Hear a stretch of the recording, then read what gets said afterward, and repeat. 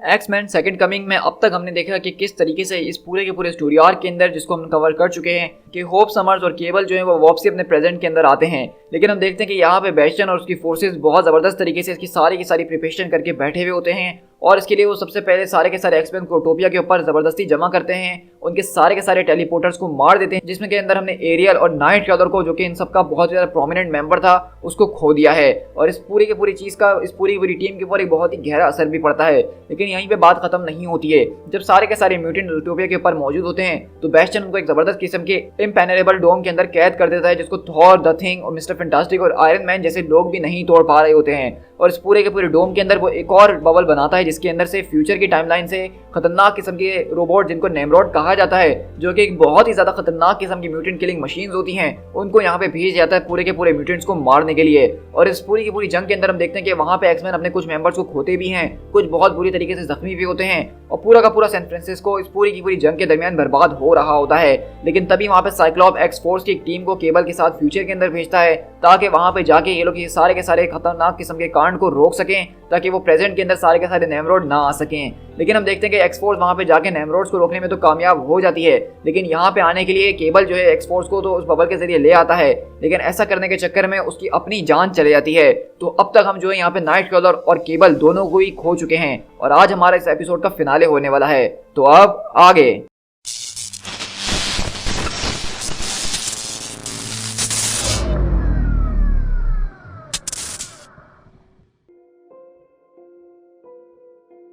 अब जैसा कि आज हमारा फिनाले होने वाला है, तो इस पूरी की पूरी स्टोरी को यहाँ पे रैप अप किया जाने वाला है। इसी तरह हमारा चैप्टर 1 शुरू होता है, जहाँ पे हमें बताया जा रहा होता है कि ये सब कुछ एक ख्वाब की तरह लग रहा है, जो कि इम्पॉसिबल लेकिन सच जरूर है। शायद ये वो सारे के सारे एकोस थे उनके इमोशंस के, उनके बिहेवियर के, जो कि इस वक्त वो उसकी प्रेजेंस के अंदर महसूस कर रहे थे। कोई यहाँ पे टेरर महसूस कर रहा था तो कोई रिलीफ कर रहा था, कोई यहाँ पे ट्रॉमा महसूस कर रहा था तो कोई यहाँ पे सुकून का सांस ले रहा था। लेकिन ये सारी की सारी फीलिंग्स इतनी ज़्यादा प्यूरीफाइड थी कि इसको मैं बहुत अच्छे तरीके से महसूस कर पा रहा था। ऐसा लग रहा था कि ज़िंदगी एक बार दोबारा जाग चुकी है। लेकिन मुझे लगता है कि ये उससे कहीं ज़्यादा है, ये एक तरह की वेव ऑफ नॉस्टैल्जिया है। मुझे ये किसी न किसी तरीके से अपना एक ख्वाब महसूस हो रहा था, द ड्रीम। और अचानक वो पूरा का पूरा ड्रीम पास हो गया और सब कुछ ऐसा लगने लगा कि नॉर्मल होते जा रहा है। और इसी तरह हम देखते हैं कि अगले पल यहाँ पे होप समर जो है, जो कि इस वक्त लेविटेट कर रही थी, उसकी पावर्स अचानक यहाँ से एकदम चले जाती हैं और वो अपने आप को संभालने की कोशिश कर रही होती है। तो लोगन और क्लॉसस उसकी तरफ आते हैं और उसको संभालने की कोशिश कर रहे होते हैं, लेकिन वो बोलती कि नहीं नहीं, मुझे संभालने की ज़रूरत नहीं है, नेथन नेथन प्लीज़ मेरे पास आ जाओ। और इसी तरह हम देखते हैं कि वहाँ पे होप अपने आप के ऊपर बिल्कुल भी ध्यान नहीं दे रही है और वो दोबारा से जो है एक आम सी छोटी सी लड़की में बदल चुकी है। वो भूल चुकी है कि अभी कुछ देर पहले वो एक ऐसी पावरफुल बीइंग थी जिसने सारे के सारे एक्समैन को बचाया है, और अब वो दोबारा केबल के हाथ को पकड़ के यहाँ पे रोना शुरू कर देती है। और ये वो छोटी बच्ची है जिसने अभी अभी अपने फादर को खोया है, जिसको वो अपना फादर माना करती थी। तो आपने इस बात से अंदाजा लगा लिया होगा कि एक्समैन का ये जो इवेंट था, एक्समैन सेकंड कमिंग, ये मेरा फेवरेट क्यों था, क्योंकि इस स्टोरी के जो स्टेक्स थे वो बहुत ही ज़्यादा थे। यहाँ पे हमने हर एक म्यूटेंट को शाइन करते हुए देखा और इतने बड़े बड़े म्यूटेंट्स को जिनको हमने सोचा नहीं था, उनको इस पूरी की पूरी सीरीज़ के अंदर जान से मार दिया गया। इसी तरह हम अगले पल यहाँ पे शिफ्ट होते हैं एक बे के अंदर, जहाँ पे हम देखते हैं कि बेसिकली जैसा कि नेमरोड्स ने क्लॉसस के हाथ को तोड़ दिया होता है, तो वहाँ पे बीस्ट ज़बरदस्त किस्म के हाइड्रोलिक्स के दरमियान उसके हाथ के फ्रैक्चर को ठीक करने की कोशिश कर रहा होता है। लेकिन अचानक हम देखते हैं कि यहाँ पे होप समर्स की आंखें खुलती हैं और वो ये सारी की सारी चीज़ें सिक बे के अंदर ही देख रही होती है और वो अचानक बोलती है कि होली, ये सब क्या हो रहा है। तो वहीं से बीस्ट बोलता है कि वो उठ चुकी है, तुम्हारी बोन जो है वो सेट हो चुकी है, मैंने इसके ऊपर 25 PSI का प्रेशर दिया था, चलो खैर अभी के लिए तुम्हें थोड़ा सा आराम कर लेना चाहिए, मैं तुमसे बाद में मिलता हूँ, तुम मेरी तरफ आओ और मैं तुम्हारा चेकअप करता हूँ। और उसी तरह हम देखते हैं कि बीस्ट उसकी तरफ देखता है और उसका चेकअप वगैरह कर रहा होता है और वो कहती है कि आखिरकार मैं कितने टाइम से बेहोश हूँ, तुम तकरीबन 30 घंटे से बेहोश थी, आई थिंक मुझे माफ़ी मांग लेनी चाहिए, लेकिन ये सब कुछ इतनी तेज़ी से हुआ कि कुछ समझ में नहीं आ रहा था, लेकिन तुम्हें देख के लग रहा है कि तुम बिल्कुल ठीक हो, मैं कुछ देर में तुम्हारे पास तुम्हारा चेकअप करने के लिए वापसी आऊँगा। तो तुम्हें क्या लगता है डॉक्टर नेमेसिस के सब कैसा चल रहा है। और इसी तरह देखते हैं कि डॉक्टर नेमेसिस वहाँ पे आर्कएंजल के पर को जो है सही करने में लगे हुए होते हैं, क्योंकि इस पूरे के पूरे पोर्टल के दरमियान जब वो ट्रैवल कर रहा था तो उसके पर बहुत बुरी तरीके से जख्मी हो गए थे। तो वहीं से डॉक्टर नेमेसिस बोलते हैं कि मुझे नहीं लगता, क्योंकि इसके पर जो है वो किसी भी चीज़ के ऊपर कोई भी रिएक्शन नहीं दे रहे हैं जिस तरह क्लॉसस की मेटल स्किन देती है। तो मुझे इस बात के ऊपर शक है कि शायद इसके विंग्स ये उस तरह से हील ना कर पाएंगे जिस तरीके से हमने सोचा था। और इसी तरह हम देखते हैं कि बेसिकली पूरे के पूरे सिक बे के अंदर सारे के सारे म्यूटेंट्स की यहाँ पे ट्रीटमेंट चल रही हैं, जहाँ पे हम देखते हैं कि आइसमैन भी यहाँ पे मौजूद है, उसकी भी ट्रीटमेंट हो रही है। लॉरा वो तो एक तरह की मम्मी बन चुकी है जिसको पूरी तरह से पट्टियों के अंदर झगड़ा हुआ है। यहीं पे हम कर्मा को देखें तो कर्मा बेसिकली अपनी टांग खो चुकी है, लेकिन यहीं पे मेडिसिन जेफरीज जो हैं वो इसके लिए एक मैकेनिकल टांग बनाते हैं। और उसे यही कहते हैं कि तुम्हें परवाह करने की जरूरत नहीं है, इसको बिल्कुल मैंने ऐसा बनाया कि तुम जरा भी जो है डिफरेंस महसूस नहीं कर पाओगी। तो हम देख रहे हैं कि यहाँ पे दरअसल एक तरह का पूरा हीलिंग प्रोसेस स्टार्ट हो चुका है सारे के सारे म्यूटेंट्स के लिए। वो बहुत ही बड़े ट्रॉमा से इस वक्त गुजरे हैं, तो उसका हमें पूरा साइड इफेक्ट यहाँ पे दिखाया जा रहा है, उसकी आफ्टर मैथ दिखाई जा रही है। इसी तरह हम देखते हैं कि यहाँ पे होप बैठी हुई सब चीजें देख रही होती है, लेकिन अचानक वहाँ पे मैग्नीटो उससे बोलता है तो ये सब कुछ करने के लिए तुम्हें 1 हफ्ते से भी कम का टाइम लगा, सही कहा मैंने। तो वो कहती है कि एरिक तुम आखिरकार किस बारे में बात कर रहे हो। तो मैग्नीटो बोलता है कि जब हम पहली बार मिले थे तुमने ये कहा था ना कि शायद अगर तुम्हें 1 हफ्ता दिया जाए तो तुम सारे के सारे लोगों को बदल के रख सकती हो, तुम एक हिस्ट्री क्रिएट कर सकती हो। तो वो बोलती कि मैं तो उस वक्त सिर्फ एक जोक कर रही थी और कुछ भी नहीं। तो वहीं से मैग्नीटो बोलता है कि तुम्हारे उस मजाक के अंदर सच्चाई जरूर थी, देख के तो ऐसा ही लगता है, लेकिन मैंने देखा कि किस तरीके से तुमने पूरे के पूरे बैचन की बॉडी को ऑब्लेरिएट कर दिया एक खिलौने की तरह। तो वो बोलती कि सच कहूँ तो मुझे इस बारे में कुछ भी याद नहीं कि वो सब मैंने कैसे करा, क्या ये सब कुछ बुरा है, क्या मैं तुम लोगों के लिए खतरा साबित हो सकती हूँ। और इसी तरह हम देखते हैं कि यहाँ पे हीलियन जो है वो बेसिकली यहाँ पे शोर शराबा मचाना शुरू कर देता है, क्योंकि उसके यहाँ पे दोनों के दोनों हाथ वो खो चुका है। और वो बोलता है कि यार अब मैं क्या करूँ और क्या ना करूँ, और यहाँ पे वो शोर मचा रहा होता है। लेकिन अचानक वहाँ पे मैग्नीटो बोलता है कि बॉय अब बस काम मुझे यहाँ से और आगे की तरफ बढ़ जाओ। और इसी तरह हम देखते हैं कि हीलियन वहाँ से फौरन चले जाता है।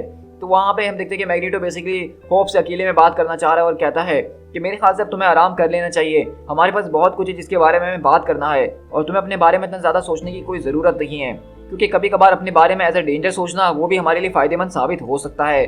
तो आप देख रहे हैं कि मैग्नीटो यहाँ पे छोटी छोटी बातों के जरिए होप को मैनिपुलेट करने की कोशिश कर रहा है, क्योंकि मैग्नीटो इस बात को जानता है कि इस वक्त इस पूरे के पूरे आइलैंड के ऊपर अगर कोई सबसे ज्यादा स्ट्रॉन्गेस्ट इंसान है जो कि पूरी की पूरी म्यूटेंट काइंड को बचा सकती है तो वो होप समर्स ही है। इसी तरह हम देखते हैं कि यहाँ से हमारा चैप्टर 2 की शुरुआत होती है, जहाँ पे हम देखते हैं कि एक फ्लैशबैक दिखाया जा रहा होता है जहाँ पे केबल और होप जबरदस्त किस्म के रोबोट से और लोगों से लड़के उनका काम तमाम कर देते हैं। और केबल बोलता है कि बहुत अच्छा काम करा, अब यहाँ पे गोलियां और पानी को तलाश करो क्योंकि हमारे पास उन दोनों की ही कमी है। और उसी तरह वो सारे के सारे सोल्जर्स की छानबीन वगैरह करके वहाँ से आगे बढ़ते हैं और वहाँ पे रात में आग जला के वो एक साथ बैठते हैं। तो केबल पूछता है कि होप आखिरकार तुम्हारे दिमाग में क्या चल रहा है। तो कहती है कि नहीं कुछ भी नहीं, मैं बस थकी हुई हूँ। तो वहीं से केबल बोलता है कि मैं तुम्हें इससे बेहतर तरीके से जानता हूँ और मैं जानता हूँ कि इस वक्त तुम्हारे दिमाग में कुछ चल रहा है, तो मुझे बताओ कि तुम क्या सोच रही हो, क्या तुम इस बारे में तो नहीं सोच रही कि वो लोग हमें अभी भी फॉलो कर रहे हैं। तो वहीं से कहती कि नहीं मैं बस यही सोच रही थी कि तुम आज ऑलमोस्ट मर ही गए थे, अगर तुमने उस आदमी को ना मारा होता तो वो तुम्हारे ऊपर गोली चला देता, अगर तुम एक आधे सेकंड भी स्लो होते तो वो आदमी तुम्हें 2 टुकड़ों के अंदर काट सकता था। तो वहीं से केबल बोलता है कि हे जरा परेशान होने की जरूरत नहीं है, क्योंकि मैं 2 सेकंड स्लो नहीं था और ना ही तुम थी और ना ही उसने वैसा कुछ करा जैसा तुम सोच रही हो। तो वहीं से वो बोलती कि तुम ठीक तो कह रहे हो, लेकिन इसका ये मकसद नहीं कि मैं इन सारे बारे में सोचना छोड़ दूं। तो वहीं से केबल बोलता है कि किस बारे में तुम सोच रही हो। तो वहीं से वो बोलती कि मतलब कभी ऐसा दिन ना आ जाए कि मैं तुम्हें खो दूं और इस पूरे के पूरे डेजर्ट या इस तरह के दूसरे डेजर्ट्स के अंदर मुझे अकेले ट्रैवल करना पड़े। तो केबल उसकी तरफ देखता और कहता है कि ऐसा कभी नहीं होने वाला है, तुम इतनी आसानी से मुझसे जान नहीं छुड़वाने वाली हो, तुम्हें क्या लगता है कि मैं तुम्हें ऐसे ही छोड़ दूंगा। लेकिन इसी तरह हम देखते हैं कि बेसिकली यहाँ पे जो है पूरी की पूरी फ्यूनरल हो रही होती है और वहाँ पे दरअसल कोई और नहीं बल्कि केबल की फ्यूनरल को किया जा रहा है। और यहाँ पे जो हम ये पैनल देख रहे हैं जहाँ पे सारे के सारे एक्समैन खड़े हुए हैं, यहाँ पे हमें डेडपूल वगैरह भी नजर आ रहे हैं और दूसरी कम्युनिटी के लोग भी नजर आ रहे हैं जो कि इस फ्यूनरल के अंदर इनको ज्वाइन करने के लिए आए हैं। ये एक्समैन के कॉमिक्स के अंदर सबसे ज्यादा फेमस पैनल माना जाता है। और उसी तरफ देखते हैं कि यहाँ पे साइक्लॉप खड़ा होता है और कहता है कि मेरा बेटा नेथन, लेकिन इससे ज़्यादा वो कुछ नहीं बोल पाता और वहाँ पे अपने सर को झुका के रोना शुरू कर देता है। और ये देख के हो वहाँ पे उसकी तरफ देख रही होती है और वो खुद सामने आती है और कहती है नेथन क्रिस्टोफर समर्स, जो कि बैटल के अंदर ही पैदा हुआ था और उसकी पूरी की पूरी जिंदगी एक वॉर से कम नहीं थी। मैंने जिसके साथ जितना टाइम भी गुजारा है मैं उसके बारे में यही जानती हूँ कि वो सिर्फ 10 मिनट की नींद से ज़्यादा नहीं लिया करता था। वो खाना भी तब खाया करता था जब उसके पीछे दीवार हुआ करती थी और वो कभी इतनी ज़्यादा देर तक स्टिल नहीं बैठा कि उसको कोई आसानी से टारगेट कर सके। तुम सब समझ रहे हो कि मेरा कहने का क्या मकसद है, तुम सब जानते हो कि ये सब वो क्यों करता था, क्योंकि वो एक सोल्जर था, क्योंकि उसकी बॉडी का एक एक बाल और उसके जिस्म का एक एक खून इस बात को प्रूव करता था कि केबल जो है वो एक सच्चा सोल्जर है। और एक सोल्जर हमेशा 3 चीज़ों के लिए दुआ करता है कि वो हमेशा उसको मिल जाए। एक तो वो उस चीज़ के लिए लड़ना चाहता है जो के लिए उसके सबसे ज़्यादा मैटर करती है, और इसी तरह वो बताती है कि एक असली सोल्जर जो होता है वो सिर्फ हमेशा 3 चीज़ें ही दुआ में मांगता है। वो उस फाइट को मांगता है जो कि उसके लिए मैटर करती हो, जो कि सच में हो। वो उन कॉमरेड्स को चाहता है हमेशा से, वो उन कॉमरेड्स को हमेशा तलाश करता है जो उससे प्यार करते हैं, जो उसके ऊपर विश्वास करते हैं और उसके साथ लड़ने मरने के लिए तैयार होते हैं। और आखिरी विश वो ये करता है कि हमेशा जब भी उसकी मौत आए तो उसको सामने से मारा जाए, वो अपने कदमों पर खड़ा हुआ हो, ना कि किसी के सामने झुका हुआ हो। और मेरे डैड जो थे उनको ये तीनों की तीनों चीज़ें ही मिली जो कि उन्होंने आज तक विश करी थी, तो इसलिए मुझे उनके लिए बिल्कुल भी रोना नहीं आ रहा है, कोई भी नहीं। मैं चाहती हूँ कि कोई भी नहीं यहाँ पे रोएगा आज नेथन समर्स के लिए। इसी तरह देखते हैं कि यहाँ पे होप समर्स के अंदर इतनी हिम्मत थी क्योंकि वो जानती थी कि केबल किस तरह का था और उसने जिस तरह से अपनी ज़िंदगी को जिया है उसने अपनी ज़िंदगी अच्छे तरीके से जी ली है। और ये बात शायद साइक्लॉप नहीं समझ पा रहा था, इसलिए उसको यहाँ पे बहुत ही ज़्यादा अफसोस हो रहा था। लेकिन होप जानती थी कि ये सब कुछ कैसे हो रहा है और ये सब कुछ ठीक हुआ है। इसी तरह देखते हैं कि होप यहाँ पे बैठी हुई होती है बिल्कुल सबसे अलग और अफसोस के अंदर तो होती ही है। तो इसी तरह देखते हैं कि दूसरे म्यूटेंट्स आपस में यही सब जिक्र कर रहे होते हैं, क्या हमें उसको यहाँ पे अकेले ऐसे ही छोड़ देना चाहिए या उससे बातचीत वगैरह करनी चाहिए। तो हम देख रहे हैं कि यहाँ पे इस वक्त ये सारे के सारे न्यू म्यूटेंट्स जो हैं, बच्चे जो हैं, स्टूडेंट्स, वो सब डरे हुए हैं क्योंकि उन्होंने उसकी पावर्स को देखा था कि किस तरीके से उसने ब्रिज के ऊपर अपनी पावर्स का इस्तेमाल करा था। तो एक तरह से देखा जाए तो यहाँ पे इससे लोग डर भी रहे हैं और उसको एक तरह का अपना मसाया भी समझ रहे हैं, लेकिन वो लोग इस बारे में मेक श्योर नहीं है कि उनको उससे बात किस तरीके से करनी चाहिए। तो वहीं से प्रोडोजी बोलता है कि इस वक्त हमें ऐसा लग रहा है कि किसी ने हमारे लिए एक वूडो डॉल बना दी है जो कि इस पूरी की पूरी म्यूटेंट रेस को कंट्रोल कर रखी है। इस वक्त होप जो वो हम सबको रिप्रेजेंट कर रखी है, वो सारे के सारे म्यूटेंट्स को बचा रही है, वो उनको आगे लेके चलने का काम कर रखी है। तो इसलिए तुम उससे जो कुछ भी बात करने के बारे में सोच रहे हो वो उसके बारे में शायद पहले से ही जानती हो। उसी तरह हम देखते हैं कि यहाँ पे स्कॉट जो है वो रॉक की तरफ आता है और रॉक कहती है, स्कॉट क्या तुम सच में इस कन्वर्सेशन को अभी और आज करना चाहते हो? तो साइक्लॉप बोलता है कि आज क्यों नहीं, मेरे ख्याल से आज से ज्यादा रेवेलेंट टाइम हमारे और कोई हो भी नहीं सकता है। सब कुछ ये तुम्हारी वजह से हुआ है रॉक, क्योंकि तुम्हें मैंने जो ऑर्डर दिया था तुमने उसको फॉलो नहीं करा और आज हम यहाँ पे होप को भी इसके साथ दफना रहे होते।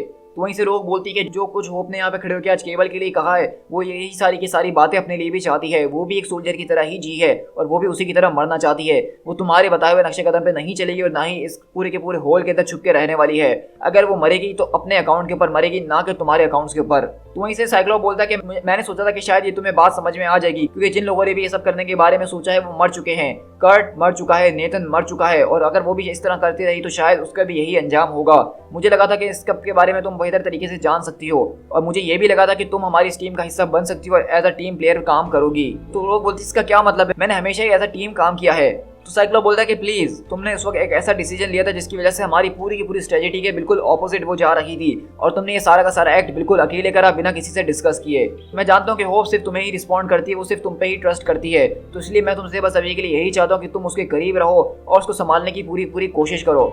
बस मैं तुमसे यही कहना चाहूंगा कि मैं इस वक्त चाहता हूँ कि तुम होप के करीब रहो, लेकिन उसके अलावा मैं नहीं समझता कि तुम्हारे टीम के अंदर और भी कोई काम हो सकता है, क्योंकि तुम कभी भी एज अ टीम प्लेयर काम नहीं करती हो और अब तुम किसी भी कॉम्बैट टीम का हिस्सा नहीं हो और ना ही हमारे मेन रोस्टर में शामिल होगी जब तक मैं तुम्हें इसके अलावा कुछ और करने के लिए ना कहूँ। तो इसलिए अपनी सांस को जरा होल्ड करके रखना। तो उसी तरह हमारे यहाँ से चैप्टर 3 शुरू होता है, जहाँ हम देखते हैं कि लोगन अपने कमरे के अंदर अकेला बैठा हुआ है और कहता है कि मुझे अकेला छोड़ दो। तो स्टॉर्म बोलती है कि तुम जानते हो ना कि मैं ये नहीं कर सकती हूँ, तुम आखिरकार ये सब क्या कर रहे हो लोगन। तो हम देखते हैं कि बेसिकली यहाँ पे लोगन कुछ और नहीं कर रहा होता, बल्कि यहाँ पे वो बिल्कुल बियर्स वगैरह पी रहा है और वो बिल्कुल पागल हुआ हुआ है इस गम के अंदर। और इस वक्त उसको गम इस बात का नहीं है कि केबल यहाँ से जा चुका है, बल्कि इस वक्त उसको गम इस चीज़ का है कि उसने अपने बेस्ट फ्रेंड यानी कि नाइट क्रॉलर को खो दिया है। और हम देखते हैं कि स्टॉर्म बेसिकली जो इसके करीब आने की कोशिश कर रही है ताकि वो उसको थोड़ा संभाल सके। इसी तरह हम देखते हैं कि वहाँ पे उनकी पिक्चर लगी हुई होती है ग्रुप की, जहाँ पे स्टॉर्म उसको देखते हुए कहती है कि ये पिक्चर मैं अपने साथ ले जा रही हूँ और अगर तुम मुझे इसके लिए मार सकते हो तो मुझे जान से मार देना, लेकिन मैं इसको लेके ही जाऊंगी। तो लोगन बोलता है कि वो रो। तो वहीं से स्टॉर्म बोलती है कि तुम हमारे दुश्मनों को हंट करते हो और उनको जान से मार डालते हो उससे पहले कि वो हमें मार सकें। क्या तुम्हारी एक्सफोर्स इसी तरीके से काम करती है? मैंने ठीक कहा ना, क्योंकि इस वक्त मैं जानती हूँ कि तुम्हारे और मेरे दरमियान सिर्फ एक ही चीज़ है जो कि मुझे तुम्हारा एनिमी नहीं बनाती है, और वो सिमेंटिक्स हैं। सच कहो लोगन, क्या मैं गलत कह रही हूँ? तो वहीं से लोगन बोलता है कि देखो तुम बिल्कुल गलत नहीं कह रही हो, लेकिन मैं ये भी नहीं कहूँगा कि तुम बिल्कुल ठीक कह रही हो। तुम मुझे उस तरीके से जज करने की कोशिश कर रही हो क्योंकि तुम एक थ्रोन के ऊपर बैठी भी हो। गो अहेड, तुम्हें मुझे जज करना है कि तुम जज करो, लेकिन एक्स फोर्स अगर बाहर है तो वो इस बात को मेक श्योर करती है कि हमारी पूरी की पूरी म्यूटेंट रेस को मिटा के खाक में ना मिला दिया जाए, और हम उसको रोकने के लिए हर एक चीज़ करेंगे। अगर म्यूटेंट रेस को बचाने के लिए मुझे ये सब करना पड़ता है और ये सब करने से मैं एक बैड गाय बनता हूँ तो मुझे उससे कोई फर्क नहीं पड़ता है। तो इस स्टॉर्म बोलती है कि एक्स-मैन कभी किसी की जान नहीं लेते हैं, हमने हमेशा से इसी बात के ऊपर विश्वास किया है, लेकिन अब तुम इस लाइन को ब्लर कर चुके हो ओवर द ईयर्स। हमने कभी कभार ऐसे स्टेप्स लिए हैं जो कि इस लाइन को ब्लर कर दिया करते थे, लेकिन तुमने और स्कॉट ने मिलकर जो यहाँ पे करा है, जिसके अंदर यहाँ पे रहान ने, जेम्स और लोरा को तुमने इन्वॉल्व किया हुआ है, ये तो वहीं से लोगन बोलता है कि देखो सच कहूँ तो मैं ये सब नहीं चाहता था, मैं तो यहाँ पे स्कॉट समर्स को भी इन्वॉल्व इसके अंदर नहीं करना चाहता था। और तुम्हें क्या लगता है कि वाकई में स्कॉट ने इस बात की मुझे इजाजत दे दी थी कि मैं इस तरह से लोगों की जान ले लूँ? ये उसका आइडिया बिल्कुल भी नहीं था, बल्कि ये सिर्फ मेरा ही आइडिया था। अगर मुझे ये सब करने का मौका दोबारा से मिला तो मैं पहले से और भी ज्यादा लोगों की जान ले लूंगा, क्योंकि शायद अगर मैंने और भी ज्यादा लोगों को मारा होता और भी लोगों को खत्म किया होता तो वो लोग आज कर्ट की जान नहीं लेते और आज कर्ट हमारे साथ मौजूद होता और वो जिंदा होता। तो वहीं से स्टॉर्म बोलती कि मुझे ये तुम्हारी बात सुन के बहुत ही ज़्यादा अफसोस हो रहा है, क्योंकि अगर ऐसी ही बात है तो शायद इसका मतलब ये है कि आज हम दोनों आखिरी बार एक साथ बैठ के इस ड्रिंक को शेयर कर रहे हैं। इसी तरह हम यहाँ से कहीं और शिफ्ट होते हैं जहाँ पे लोगन बोलता है कि अब मैं तुम्हें बाहर निकाल रहा हूँ। तो हम देखते हैं कि यहाँ पे कोई और नहीं बल्कि लॉरा होती है। तो कहती है क्या मतलब, क्या तुम मुझे पनिश कर रहे हो? तो लोगन बोलता है कि नहीं, मैंने ऐसा तो नहीं कहा। तो लॉरा बोलती है कि मुझे समझ में नहीं आ रहा कि फिर तुम ये क्यों कर रहे हो? तो वहीं से लोगन बोलता है क्योंकि अब वो सब कुछ खत्म हो चुका है जिसके लिए हमने इस टीम को बनाया था, और अगर ये खत्म नहीं भी हुआ है तो अब मैं तुम्हें इसके अंदर शामिल नहीं करना चाहता हूँ। लेकिन वहीं से X-23 बोलती है लेकिन साइक्लॉप ने मुझे ऑर्डर दिए हैं तो लोगन बोलता है कि नहीं बस अब तुम किसी से कोई ऑर्डर नहीं लेने वाली हो, क्या तुमने मेरी बात को सुना है लॉरा? मुझे तुम्हें इस सब का पार्ट बनाना ही नहीं चाहिए था, मुझे तुम्हें कभी एक्स फोर्स के अंदर लाना ही नहीं चाहिए था। साइक्लोप जो है वो मेरा इस्तेमाल कर रहा था, उसने तुम्हारा इस्तेमाल करा है। हमने तुमसे जो भी काम लिए इस पूरी की पूरी टीम के अंदर यानी एक्स फोर्स के अंदर, वो ठीक वैसे ही काम थे जिस तरह तुमसे वेपन एक्स फैसिलिटी के अंदर लिया जाता था। हम में और उन बास्टर्ड्स में अब ज्यादा कोई फर्क नहीं रहा है। हमने भी तुम्हारे साथ वही करने की कोशिश करी है जो वो लोग करते थे। अब से तुम अपने डिसीजंस खुद लोगी, तुम्हारे डिसीजंस कोई और नहीं लेगा। और अब तुम्हें बस अपने आप से एक ही सवाल करना है, तुम्हें अपने आप से इस बात को पूछना है कि तुम क्या चाहती हो। तो लॉरा बोलती कि मुझे समझ में नहीं आ रहा कि तुम क्या कह रहे हो लोगन। तो वहीं से लोगन बोलता है कि तुम क्या चाहती हो लॉरा, मुझे बस ये बताओ। तो लॉरा बोलती कि मैं चाहती हूँ कि तुम मुझे बताओ कि अब मैं आगे क्या करूँ। तो लोगन बोलता है कि नहीं लॉरा, अब तुम्हें बताना होगा कि तुम क्या चाहती हो। तो हम देखते हैं कि लॉरा बोलती है कि मुझे नहीं पता। तो लोगन उसके ऊपर काफी ज्यादा गुस्सा करना शुरू हो जाता है और लॉरा बोलती है कि मुझे नहीं पता, मुझे नहीं पता, मुझे नहीं पता कि मुझे क्या करना है। तो हम देखते हैं कि लोगन वहां से पीछे पलट जाता है, कहता है कि अभी के लिए हम इसी तरह से शुरुआत करेंगे। तुम चाहती हो कि तुम्हें कोई मिशन दे जिसको तुम फॉलो कर सको, तो अब तुम अपने आप को ही ऑर्डर दोगी और उसी मिशन को फॉलो करोगी। इसी तरह हम यहाँ से अल्काट्राज के ऊपर शिफ्ट होते हैं जहाँ पे साइक्लोप और वुल्वरीन अकेले में एक मीटिंग कर रहे होते हैं। और इसी तरह साइक्लोप बताता है कि वो सारे के सारे लोग एक एक करके मेरे पास आए, यानी कि हमारा ओल्ड क्रू स्टॉर्म, क्लॉसस, आइसमैन और प्रोफेसर चार्ल्स एक्सेवियर भी। उन्होंने मेरे दिमाग के अंदर झांक के देखा कि जो कुछ भी मैंने करा है एक्स फोर्स को बनाने के बाद और जो कोई भी मैंने तुम्हें ऑर्डर दिए मुझे उसका कोई रिग्रेट नहीं है। और ये देख के एक्सेवियर ने मुझे इस तरह से देखा जैसे मैं उनके लिए एक स्ट्रेंजर बन चुका हूँ। स्टॉर्म वो काफी ज्यादा वियर्ड थी लेकिन वो हंसते हुए वहां से चले गई और उसने मुझसे बस जाते जाते यही कहा कि अगर जीन ग्रे यहाँ पे मौजूद होती तो वो इस एक्स फोर्स के बारे में क्या सोचती, उसका क्या ख्याल होता। और हैंक जो है वो वापसी लौट के नहीं आने वाला है क्योंकि वो तो पहले ही हमें छोड़ के जा चुका था। तो इसी तरह वुल्वरीन बोलता है कि देखो स्लिम, ये बिल्कुल भी मत सोचना कि ये सारी की सारी चीजें यहाँ पे रुकने वाली हैं। क्या लगता है कि क्या होगा जब एवेंजर्स को इस बारे में पता चलेगा। तो साइक्लोप बोलता है कि मुझे नहीं पता कि क्या होगा, लेकिन जो कुछ भी होगा हम उससे डील कर ही लेंगे। लेकिन आज के लिए इतना ही काफी है क्योंकि आज हमारे लिए एक नया दिन है और इस नए दिन के अंदर एक्स फोर्स अब इसका हिस्सा नहीं है। तो वहीं से लोगन बोलता है कि क्या मतलब, क्या तुम इस टीम को बंद कर रहे हो या किसी किस्म की मीटिंग है जो कि मैंने शायद मिस कर दी है। क्योंकि जब मैंने आखिरी बार देखा था तो हमारी इस टीम के अंदर और ज्यादा लोग जिंदा थे, लेकिन इस एक हफ्ते के अंदर हमने अपने और भी ज्यादा लोगों को खो दिया है। और क्या लगता है कि तुम्हारी वो लिटिल मसाया। तो साइक्लोप बोलता है कि नहीं, ये सब उसके ऊपर डालने की कोई जरूरत नहीं है। अब ये दुनिया बदल रही है, ऑसबॉर्न जा चुका है, अवेंजर्स वापसी लौट कर आ चुके हैं और अब हम एक्समैन जो हैं वो शायद दोबारा से किसी चीज के लिए खड़े हो सकते हैं। म्यूटेंट काइंड जो है वो सर्वाइव करके ही रहेगी लोगन, चाहे कुछ भी हो जाए। क्योंकि तुम देख ही सकते हो कि बेस्टियन ने अपना सब कुछ हमारे ऊपर फेंक के देख लिया, लेकिन उसके बावजूद देखो कि हम अभी भी यहीं पे खड़े हुए हैं। तो लोगन उसकी तरफ देखता है और कहता है कि नहीं, हम में से सब यहाँ पे जिंदा नहीं हैं। इसी तरह देखें कि यहाँ पे एक छोटी सी बहस छिड़ चुकी है साइक्लोप और यहाँ पे वुल्वरीन के बीच में, जहाँ पे साइक्लोप बोल रहा है कि उसको अब यहाँ पे एक्स फोर्स को बंद करना होगा, लेकिन लोगन बोल रहा है कि नहीं, अब हमें एक्स फोर्स को आगे बढ़ाने के लिए और भी ज्यादा रीजन हमारे पास मौजूद हैं। क्योंकि अब तो म्यूटेंट्स पहले से भी ज्यादा कम हो चुके हैं, तो मतलब खतरे बढ़ चुके हैं। लेकिन वैसे साइक्लोप बोलता है कि may be captain America, iron man या थॉर यहाँ पे हमारे अरेस्ट करने के लिए आ जाए अगर उनको इस बारे में पता चला कि किस तरीके से हम ये एक्स फोर्स को चला रहे हैं। और मुझे नहीं लगता कि हमें ये करना बिल्कुल भी अच्छा लगने वाला है। अगर हमें सर्वाइव करना है तो हमें एक ठीक तरीके से करना होगा। एक्समैन जो है वो आगे जरूर जाएंगे क्योंकि अब हमें एक सर्वाइवल का नया चांस मिला है, लेकिन मैं नहीं चाहता कि इस पूरे के पूरे फ्यूचर का एक्स फोर्स भी हिस्सा रहे। तो वहीं से वुल्वरीन बोलता है कि फाइन, जैसा तुम कहोगे वैसा ही होगा। तुम्हें मेरे ख्याल से वापसी जाके थोड़ा सो जाना चाहिए समर, तुम काफी थके हुए लग रहे हो। तो वहीं से साइक्लोप बोलता है कि थैंक्स लोगन, तुम्हारा बहुत शुक्रिया। और इसी तरह हम देखते हैं कि साइक्लोप मास्टर अपना जेट पैक पहन के यहाँ से चले जाता है। तो वहीं से वुल्वरीन बोलता है कि यू आर वेलकम, मुझे यहाँ पे कुछ सराग और पुरानी चीजों को जलाना है, उन सबको खत्म करने के बाद ही मैं आइलैंड पे वापसी लौट कर आऊंगा। और इसी तरह देखते हैं कि साइक्लोप यहाँ से चले जाता है और वो ये बात कह के गया है कि अब एक्स फोर्स हमारा हिस्सा नहीं रहेगी। और वुल्वरीन बोलता है कि ठीक है भाई, अगर तुम कह रहे हो तो मैं एक्स फोर्स को बंद कर देता हूँ, लेकिन यहाँ पे कुछ चीजें जिसको जला के मुझे वापसी आना होगा। तो इसी तरह देखते हैं वुल्वरीन वहाँ से आगे बढ़ता है और कहता है कि सॉरी। और ये कन्वर्सेशन बिल्कुल उल्टी ही हो गई जो कि मैंने कभी सोचा नहीं था। मैंने सोचा था कि एक्स फोर्स आगे चलती रहेगी और साइक्लोप इस बात की परमिशन दे देगा, लेकिन अब देखो अब मामला उल्टे हो चुके हैं। So here the deal, this is x force और इसका सिर्फ एक ही रूल है कि इसके बारे में किसी को नहीं पता चलना चाहिए। तो उसी तरह हम देख रहे हैं कि यहाँ पे साइक्लोप ने एक्स फोर्स को बंद करने के लिए कह दिया था, लेकिन वुल्वरीन ने एक्स फोर्स को बंद नहीं करा है और उसने अपनी एक्स फोर्स के मेंबर्स को चेंज कर दिया है। एक नई एक्स फोर्स की टीम बना दी है जो कि लिटरली अब तक की सबसे ज्यादा ओपी एक्स फोर्स की टीम बनी है, जिसके अंदर हम वुल्वरीन, डेडपूल, साइलॉक, आर्कएंजल और यहाँ पे फैंटोमैक्स को देख रहे हैं। और ये सारे के सारे कैरेक्टर्स बहुत ही ज्यादा ऑसम हैं। तो इसका मतलब ये कि अब हम फ्यूचर के अंदर एक्स फोर्स को देखेंगे, लेकिन अब साइक्लोप को उसके बारे में नहीं पता होगा और आगे जाके इसके जबरदस्त किस्म के इवेंट जुड़ेंगे जहाँ पे हम साइक्लोप वर्सेस वुल्वरीन की एक तरह की सिविल वॉर का स्टोरी लाइन देखने वाले हैं। इसी के बाद हम चैप्टर 4 के अंदर शिफ्ट होते हैं और इसी तरह हम देखते हैं कि साइक्लोप यहाँ पे अपने कमरे के अंदर मौजूद होता है और अगले पल बॉबी वहाँ पे आता है और वो बताता है साइक्लोप कि मैं किस तरह से यहाँ पे एक लेटर लिखने की कोशिश कर रहा था कर्ट की सिस्टर के लिए ताकि मैं उसको कंडोलेंसेस भेज सकूं। तो इसे कहता है क्या वो उसकी बहन थी या उसकी गर्लफ्रेंड थी। तो साइक्लोप बोलता है कि ये कॉम्प्लिकेटेड है। तो बॉबी बोलता है कि एवेंजर से भी ज्यादा कॉम्प्लिकेटेड है। तो साइक्लोप बोलता है कि नहीं, मेरे ख्याल से उससे ज्यादा नहीं।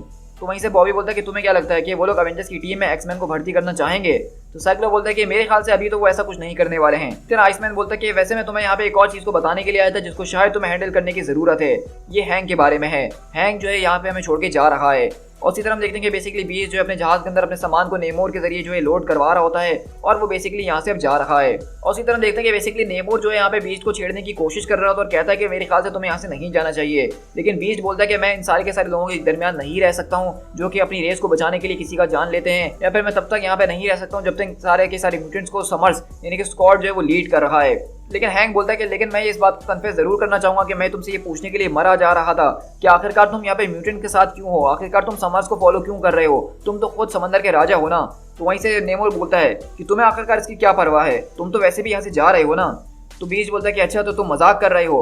तो वहीं से नेमोर गुस्से में आता और कहता है कि नहीं, मैं बिल्कुल भी मजाक के मूड में नहीं हूँ। आखिरकार वो किस किस्म का इंसान होता है जो कि अपने लोगों के ऊपर पीठ पेड़ ले मकवाए। मेरे ख्याल से वो एक ऐसा इंसान है जिससे मैं शायद कभी मजाक भी ना करना चाहूंगा।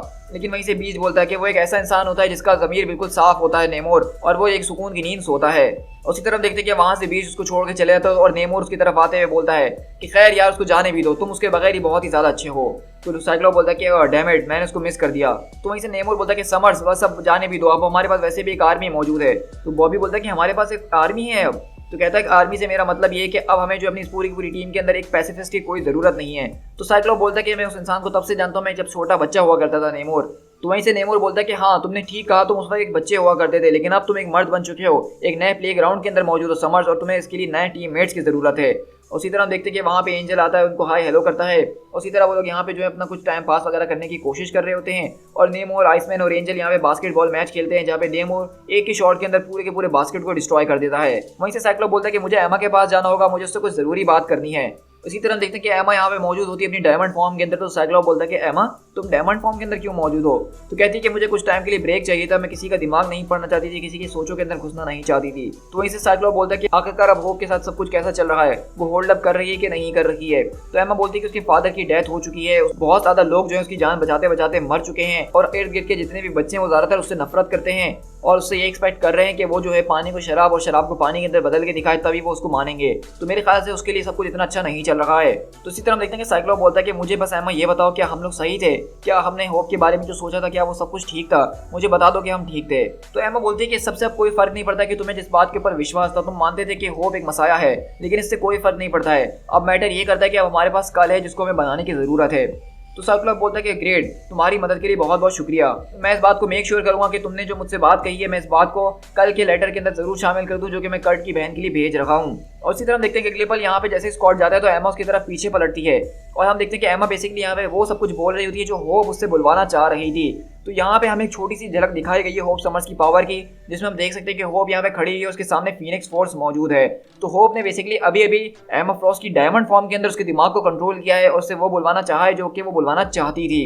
इसी तरह देखते हैं अगले पल वहाँ पे होप उसकी तरफ देख के मुस्कुराती है, वेल देन लिटिल स्प्रिट, अब हमें तैयारी करनी चाहिए। और अगले पल हम देखते हैं कि वहाँ पे होप के हाथ में फीनिक्स फोर्स की पावर मौजूद होती है और ये देख के एमा एकदम चौंक जाती है। तो मैं आपको थोड़ा सा बताता चलूंगा कि अगर आपने स्पेस इवेंट्स देखे होंगे जहाँ पे हम देख रहे थे कि एलेक्स समर्स वुल्कन से मुकाबला करते हैं, तो वहाँ पे रेचल समर्स भी वो भी इस वक्त स्पेस के अंदर ही मौजूद थी। और हमने देखा था कि रेचल समर्स जो थी वो कुछ टाइम पहले तक फीनिक्स फोर्स की होस्ट थी और उसके पास ही फीनिक्स की पावर्स मौजूद थी। लेकिन जब उसकी वुल्कन से एक फाइट हो रही थी रेचल समर्स की, तो अचानक उसके और वहाँ पे जो शियार का जो एक मेंबर था जिसके पास फीनिक्स ब्लेड मौजूद थी, और दोनों के अंदर से फीनिक्स फोर्स एकदम से खिंच के कहीं चले जाती है स्पेस के अंदर। और वहाँ पे रेचल के पास फीनिक्स मौजूद नहीं रहती है और ना ही उस इंसान के पास जिसका नाम रूप था उसके पास फीनिक्स ब्लेड के अंदर वो फीनिक्स वाली शक्तियाँ मौजूद रहती हैं। तो उस वक्त हमें समझ में नहीं आ रहा था कि अचानक ये फीनिक्स फोर्स कहाँ चले गई। तो दरअसल वो स्पेस इवेंट जो था वहाँ से फीनिक्स फोर्स निकल के सीधा यहाँ पे होप समर्स के पास आई थी, क्योंकि अब फीनिक्स फोर्स को पता चल चुका है कि एक और बहुत ज़्यादा पावरफुल टेलीपैथ और एक टेलीकिनेटिक मौजूद है जो कि उसको अपना नया होस्ट बना सकती है। और इसलिए रेचल समर्स को जो है फीनिक्स फोर्स ने छोड़ दिया था, जो कि हमने काफ़ी टाइम पहले स्टोरी शेयर करा था और उस वक्त मैंने आपसे कहा था कि ये आगे चल के बाद मेक सेंस करेगी कि ये फीनिक्स फोर्स कहाँ गई है। तो ये फीनिक्स फोर्स दरअसल किसी और के पास नहीं बल्कि होप समर्स के पास आ चुकी है। इसी तरह देखते हैं कि ये सारी की सारी बातें यहाँ पे एमा फ्रॉस्ट रियलाइज कर लेती है कि यहाँ पे जो है होप समर्स की पावर वो बहुत ही ज्यादा है, वो जो है एमा फ्रॉस्ट को कंट्रोल कर रही थी उसकी डायमंड फॉर्म के अंदर। तो अगले पर वो चिल्लाते हुए आती है कि स्कॉट आखिरकार तुम कहाँ हो, मैंने कुछ देखा, मुझे लगता है कि मैंने कुछ देखा स्कॉट। मैं वहाँ पे होप की तरफ देख रही थी और अचानक मैंने देखा कि उसके चारों तरफ आग ही आगे, स्कॉट तुम कहाँ हो। लेकिन अगले पल हम देखते हैं कि जैसे ही वो स्कॉट के पास पहुँचती है तो स्कॉट बोलता है कि एमा हनी प्लीज थोड़ी देर के लिए खामोश हो जाओ। क्योंकि अगले पल हम देखते हैं कि उनके सामने जो उनका मॉनिटर होता है जो कि सेलिब्रा से कनेक्टेड होता है, अचानक हम देखते हैं कि उसके अंदर यहाँ पे 5 अननोन आइडेंटिटी हमारे सामने नजर आती हैं और जहाँ पे ये बताया जा रहा होता है कि एक्स जीन की एक्टिवेशन को पाया गया है, जिसमें से एक जापान, एक यूक्रेन, एक कनाडा, एक मैक्सिको और एक नाइजीरिया के अंदर है। तो इसका मतलब आप समझ रहे हैं। तो अगर आपको इसका मतलब समझ में नहीं आया तो मैं आपको बताता चलूं कि इसका मतलब ये है, इसका मतलब ये है कि अब दोबारा से म्यूटेंट जो है उनके जीन जो है वो दोबारा से एक्टिवेटेड होना शुरू हो चुके हैं। क्योंकि अगर आप सब नहीं जानते तो मैं आपको बताता चलूं कि जब से हाउस ऑफ एम का इवेंट हुआ है, जो कि इस पूरी की पूरी स्टोरी से 4-5 साल पहले हुआ था, जिसमें वांडा मैक्सिमॉफ ने नो मोर म्यूटेंट बोल के 99% म्यूटेंट्स की पॉपुलेशन को खत्म कर दिया था, उनकी पावर्स उसने छीन ली थी। उसके बाद से कोई भी नया म्यूटेंट पैदा नहीं हो रहा था, किसी के पास एक्स जीन एक्टिवेट नहीं हो रहा था। लेकिन अब हमने देखा कि जिस तरह से यहाँ पे होप समर्स वापसी आ चुकी है, उसकी पावर्स जाग चुकी हैं, तो उसके फौरन बाद ही यहाँ पे म्यूटेंट्स वापसी आना शुरू हो चुके हैं। वहीं हम देखते हैं कि स्कॉट मुस्कुराता और कहता है कि हम ठीक थे। मतलब स्कॉट समर्स को शुरू से इस बात के ऊपर बिलीव था कि होप समर्स जो एक तरह की मसाया है, वही म्यूटेंट रेस को बचा सकती है, वही म्यूटेंट्स को लेके आगे सर्वाइव कर सकती है। और स्कॉट की ये बात बिल्कुल सही साबित हो गई, क्योंकि होप समर्स के आने के बाद ही अब म्यूटेंट्स दोबारा से आना शुरू हो चुके हैं। Not the end. So guys, यहाँ पे आज हमारा फाइनली जो है एक्समैन सेकंड कमिंग का पूरा स्टोरी आर्क खत्म होता है। और मैं ये बात जरूर कहूंगा कि इस जैसा स्टोरी आर्क एक्समैन का मैंने इससे पहले कभी रीड नहीं करा। किसी भी एक्समैन की स्टोरी आर्क ने मुझे इतना ज्यादा इंटरेस्टेड नहीं बनाया एक कॉमिक के लिए कि मैं उसके पीछे पागल हो रहा था। इसके अंदर एक्साइटमेंट, इसके अंदर एक्शन, इसके अंदर इमोशन, सब कुछ बिल्कुल भर भर के था। ये कॉमिक ऐसा है जिसके अंदर हर चीज का एक परफेक्ट बैलेंस मौजूद था। इसकी शुरुआत जिस तरीके से जबरदस्त किस्म से हुई, उसका मिड भी उसी तरह से चला और उसका एंड उससे भी ज्यादा अच्छे तरीके से चला। और अब इसकी जब एंडिंग की गई है तो वो भी एक बहुत ज्यादा सेटिस्फाइड एंडिंग है। क्योंकि इस तरह की स्टोरीज के अंदर अक्सर जो होता है राइटर्स एंडिंग के ऊपर फोकस नहीं करते हैं, उसको बस जल्द से जल्द भगाने की कोशिश करते हैं। लेकिन आज का जो हमारा पूरा इशू था ये एक तरह की एंडिंग के ऊपर ही बनाया गया था, जहां पे हमने सारी की सारी सिचुएशंस के ऊपर एक एक करके नजर डाली कि किस तरह यहाँ पे इन्होंने केबल को खोया तो उसकी फ्यूनरल हो रही है, उसका क्या इफेक्ट हो रहा है। इसके बाद जो दूसरे पॉइंट से जिस तरह कि हमने मैग्नीटो को देखा कि वो ठीक हो गया है और वो होप के ऊपर नजर रखने की कोशिश कर रहा है। इसके बाद सबसे मेन पॉइंट यहाँ पे एक और ये भी था कि यहाँ पे एक्स फोर्स का जो था वो बहुत ज्यादा इंपॉर्टेंट पॉइंट था, क्योंकि अब साइक्लोप ने एक्स फोर्स के बारे में सबको बता दिया था और सब साइक्लोप से काफी गुस्सा थे। और इसी वजह से साइक्लोप इस बात का फैसला करता है कि वो एक्स फोर्स को बंद कर देगा और फ्यूचर में आप उससे कोई काम नहीं लेगा। लेकिन हमने यहीं पे देखा कि वुल्वरीन एक्स फोर्स को बंद नहीं करना चाहता है और खुफिया तौर पे अपनी एक्स फोर्स को चला रहा है, जिसके अंदर उसने डेडपूल, फैंटोम एक्स और आर्क एंजल और साइलॉक को अपने साथ ले लिया है। तो यहाँ से एक्स फोर्स की स्टोरी कंटिन्यू होगी, जिसको हम अपने चैनल पे शेयर जरूर करेंगे। इसके साथ साथ हमने यहाँ पे ये भी देखा कि किस तरह से यहाँ पे होप समर्स के पास अब फीनिक्स फोर्स आ चुकी है और फीनिक्स फोर्स की वजह से ही अब दोबारा से इस दुनिया के ऊपर जो है म्यूटेंट्स आना शुरू हो चुके हैं, उनके जीन एक्टिवेट हो रहे हैं, जिसमें से हम देख रहे हैं कि 5 जीन एक्टिवेट हो चुके हैं। तो ये स्टोरी हम आगे कंटिन्यू करेंगे, जहाँ पे हम देखेंगे कि किस तरह से होप समर्स के पावर में आने के बाद अब सारे के सारे म्यूटेंट्स वापसी आना शुरू हो चुके हैं और ये स्टोरीज आगे जाके एक बहुत ही अनदर लेवल पे जाने वाली हैं। मैं आपको बताना चाहता हूँ कि अब यहाँ से जो बड़ा इवेंट हमारा अगला आने वाला एक्समैन का, वो एक ऐसा इवेंट आएगा जिसके अंदर हम साइक्लोप वर्सेस वुल्वरीन को देखेंगे, एक तरह की सिविल वॉर। और उसके बाद जो हमारा इवेंट आएगा बड़ा, वो एवेंजर्स वर्सेस एक्समैन का होने वाला है, जो कि एक लिटरली बहुत ही बड़ा क्रॉसओवर इवेंट है, जिसके अंदर ये सारी की सारी स्टोरीज कंटिन्यू होंगी। सो गाइस, आई होप कि आपको ये मेरी वीडियो बहुत ही ज्यादा पसंद आई होगी। मैं जानता हूँ कि आज की वीडियो काफी ज्यादा लंबी हो चुकी है, क्योंकि आज का हमारा जो इशू था वो एक डबल साइज इशू था और इसीलिए काफी लंबा इशू भी था। इसके अंदर डिटेल्स भी बहुत थी जो मैंने आपके साथ एक्सप्लेन करी हैं। तो देखो, इतना लंबा इशू मैंने आप लोग के साथ शेयर करा है, इतनी ज़्यादा डिटेल्स मैंने आपको बताई हैं, तो चैनल को सब्सक्राइब करना तो बनता ही है। इस वीडियो को ज़्यादा से ज़्यादा लाइक करना है। इस वीडियो के ऊपर मैं 500 लाइक्स का टारगेट रख रहा हूँ, जो कि मैं जानता हूँ कि तुम लोग ज़रूर पूरा कर दोगे, क्योंकि मैंने बहुत ही ज़्यादा मेहनत करी है। तो चैनल को सब्सक्राइब करना बिल्कुल भी मत भूलिएगा अगर आप चैनल पर फर्स्ट टाइम आ रहे हैं, क्योंकि हम अपने चैनल के ऊपर इसी तरह मार्वल कॉमिक्स की टाइमलाइन को लेकर चल रहे हैं, जहाँ हम एक के बाद एक इवेंट को कवर करते ही रहते हैं। तो अगर आप हमारी इस टाइमलाइन को फॉलो करना चाहते हैं तो लिंक आपको नीचे डिस्क्रिप्शन में मिल जाएगा। टाइमलाइन को फॉलो करके हमारे इस ऑसम चैनल का फौरन से हिस्सा बन जाइए। साथ ही साथ बेल आइकन जरूर दबाइएगा, ताकि जब इसके बाद मैं इसके आगे के स्टोरी आर्क और आफ्टर मैथ कॉमिक डालूं, जिसके अंदर एक कॉमिक होने वाला है जहाँ पे वुल्वरीन और नाइट कॉलर के ऊपर पूरी की पूरी स्टोरी बेस होने वाली है, तो वो मैं इसके बाद ही फौरन शेयर करूंगा। तो आप बेल आइकन दबा देंगे तो उसको नोटिफिकेशन आपको फौरन से मिल जाएगा। साथ ही साथ मुझे इंस्टाग्राम और फेसबुक पे भी फॉलो कर लीजिए, जहाँ पे मैं अपने चैनल की अपडेट और न्यूज़ वगैरह शेयर कर ही रहा होता हूँ मार्वल सिनेमैटिक यूनिवर्स के हवाले से भी। So guys, this is Peter tiger. मिलते हैं किसी और ऑसम कॉमिक बुक सीरीज के साथ। Till then, thank you so much.